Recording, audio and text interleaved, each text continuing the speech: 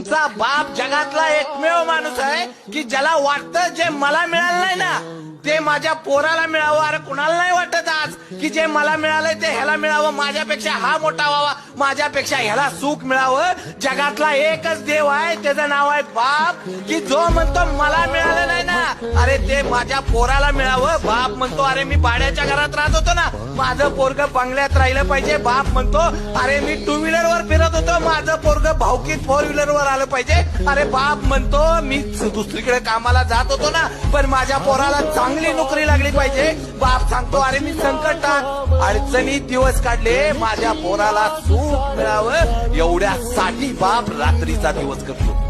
बाप नावाचा देव असा आहे मला माहित नाही, कुठं गेल्यानंतर देव भेटतो पण एकदा घरात गेल्यानंतर बाप नावाचा देव आहे ना त्याला एकदा कडकडून मिठी मारा. अरे 36 कोटी देवांची फल